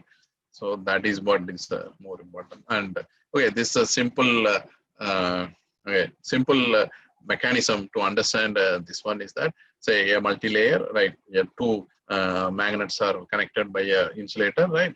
They are parallel, so then they can be represented like this, right? Yeah, means what is this this magnet, right? In terms of a circuit model, okay. You can drive, say this is a magnet in parallel spin, and this is another magnet with the parallel spin, and they are connected via, this is on non-magnetic insulator kind of thing, right? So when you connect them, right, so you connect this configuration and connect sorry, So you connect voltage and measure the current, and so I means V by I is the current. Sorry, V by I is the resistance, right? And you apply a magnetic field, perpendicular magnetic field. So as a function of magnetic field, you measure this resistance, right, which is V by I, right, in this circuit, right? So this circuit can be simplified in this form of this one.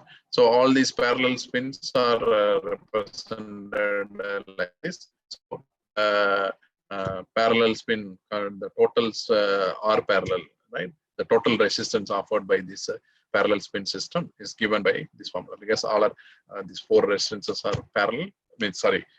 Series in series connection, right? So then you can simply, okay, like a circuit model, you can series the resistors are connected in a series. So how to write the total resistance, right? So this is R parallel resistance, which is given by R up and 2R up by R down spin plus divided by R up plus R down, right? So this is from this directly from the circuit model. You can write. This is for parallel spin configuration, right? So now you can do it for same for anti-parallel spin configuration, right? Only the resistance value changes here. Circuit model is the same. The resistance value changes here. So if there are a series resistance of equal values, right, R up and down spin, then it should be the half of R up plus R down spin, right? So that is the resistance of anti-parallel configuration. So now the difference. Okay, this is again represented in a pictorial way. More this one, two spins. Okay, parallel configuration separated by a non-magnet or insulator, right? So this is the same circuit model, right? And this is anti-parallel configuration, right? And you can measure the change in resistance, right? That's a huge, as a function of a magnetic field, right? There is a huge change in magnetic field. Sorry, resistance with as a function of magnetic field. That's what you can see, right? For the anti-parallel configuration, okay? For the parallel configuration, nothing is seen. For the anti-parallel configuration, there is a huge change, right? So that is what is GMR, right? You can call it a GMR. And okay, this is okay. This is how is say almost more than 100 means the ratio. Okay, change in resistivity ratio. You see more than 140. Okay, ratio.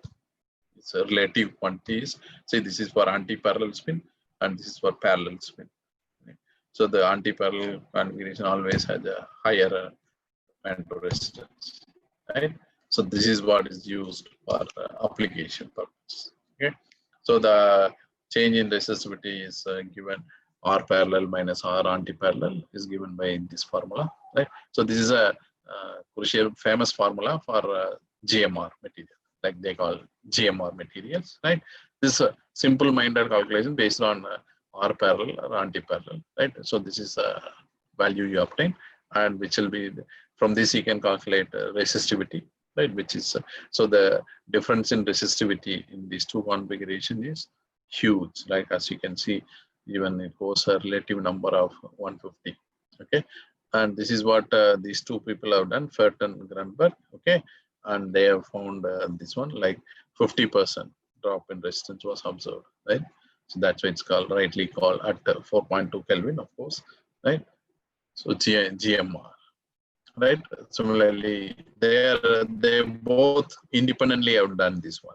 Okay, when they did the first work, they didn't know each other, but independently. So that's why they both got a Nobel Prize, shared the Nobel Prize. Okay, and okay, this is what multi-layer. Okay, so depending on the multi-layer configuration, right, the amount of mantle resistance increases.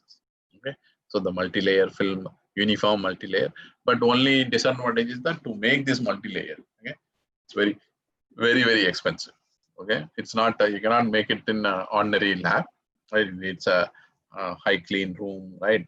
And it needs a very. I will show you some. Okay, this is some of the that certain number. Okay, very high ratio, resistance ratio, right? For say for different multi layers. Okay, and okay, IBM. So IBM, which is making chips, IC chips, right? So they are making this GMR based memory devices. And okay, these are some of the devices, like you need a molecular beam epitaxy to make these multi-layers, right? So that say one magnet and non-magnet, and because you are talking with the spins, you are talking in terms of spins, right? So it has to be pure, right? Even if very parts per million or less, but one part in 10 to the power 12, it affects the spin interaction very drastically. So your magnetic resistance value will not be the same. Okay, so that's why it needs high purity and high what is that, surface connectivity, right? So it has to be very good. And okay, this is the one in IBM how they make this one. So huge molecular beam epitaxy vacuum chambers and clean rooms, right? You need to make these different multi-layer structures, right? So you can, once you make that, so that's why making is very elaborate process. Okay, like molecular beam epitaxy is a very elaborate process. Okay, okay, I'm not going into the details of that, but right, just for you to understand. And so by that you can make, like, say, different multi-layers. Okay, depending on your need, you can have different multi-layers. Okay, different materials. So based on that, the magnetic resistance changes accordingly. So you can use magnetic spin walls, right? Nowadays it is used in all these traffic control systems, right? Depending on the pressure, the magnetic resistance offered, right? You know how much traffic is there, or things like that, right? That's what all the sensors, they use this GMR materials, right? And the major one is the hard drives. Okay, just to give you an example, in 1956, okay, yeah, 4 MB or 4.4 MB, which is 24-inch diameter disc. Okay, in 1956, it was leased. It is not even sold, right, for $3,200. Okay, $3,200 means it is how much? Multiply by 80, right? Goes in lakhs, right? So that is 4 MB, but that is in 1956. Okay, and the size you see huge. It's more than a room, hall, big hall, right? But okay, this is a from there they started this multi-layer. That's what they were trying. It took them 30 years to make perfect multi-layers, right? And that's how they got this hard drives, right? And very handy, right? Like 250 GB, 500 GB, and things like that, right?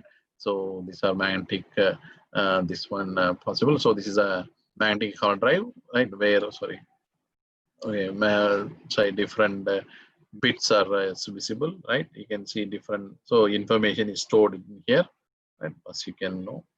And okay, this is in 2004, right? You get a GB, 1 GB on a phone, right? Or in iPad or iPod, right?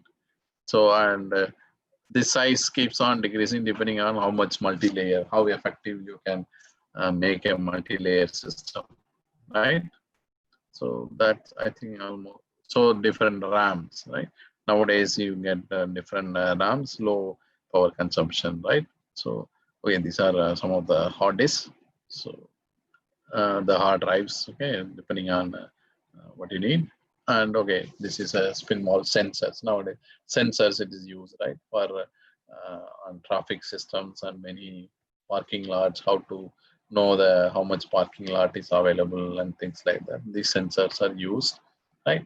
So this is a effective use of means both in the from the basic physics point of view as well as from the uh, application point of view. The GMR materials are same. Similarly, tunneling magnetic resistance, right? It's more again more involved in the mechanism of quantum tunneling, right?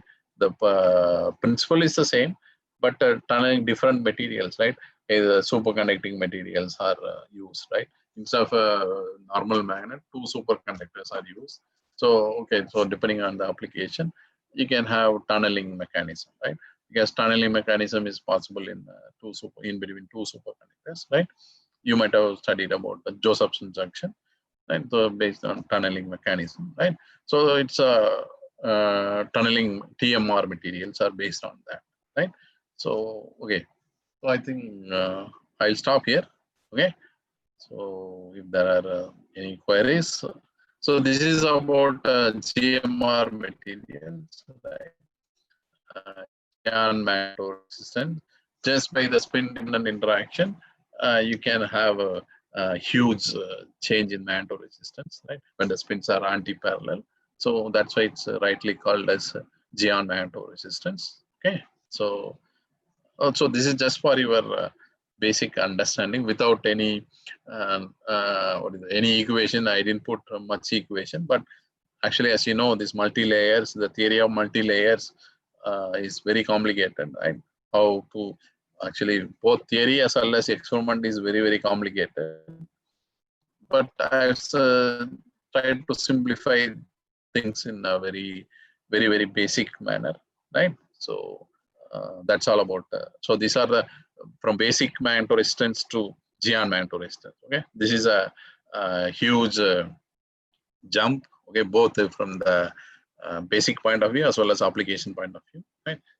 People thought that mantle resistance don't have anything, just it's a basic thing like that. But over a period of time, with the advent of both theory and experiment, say like GMR materials were discovered, and once they discovered, within 10 years, you have seen the huge change in. Say the best way to see the changes. Say in 1990, there was no the computers with less hard drive, like we're using floppy disk. Right now, in say 2020, we are using phones. Right, in phone itself, huge spaces, digital spaces available. Right, so that is the again advantage of GMR materials. Okay, so I will stop here, and if there are any queries, please you can ask.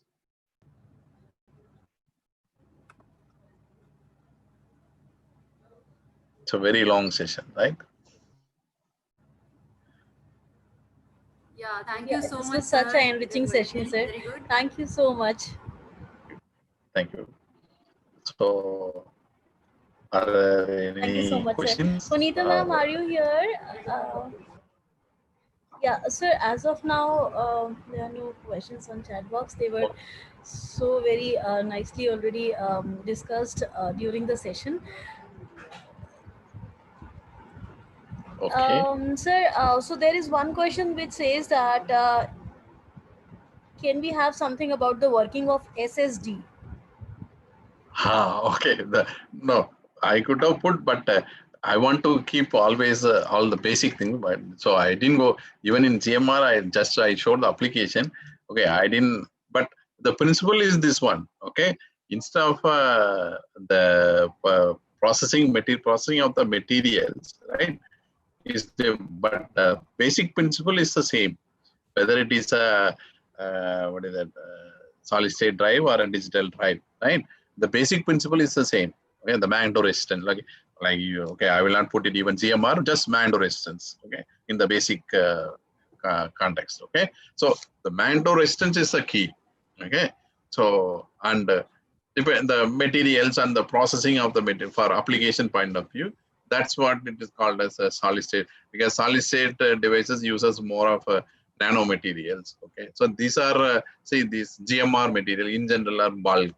Okay, but whereas this GMR the SSD drive materials more of nano sized ones. Okay, that's a very broad basic difference. Okay, so other than that, okay, I didn't put it the details of that, because for this I think for this course that too much of SSD is not necessary. Okay, so that's why I didn't put, but the basic principle is mantle resistance. Okay, just keep that in mind.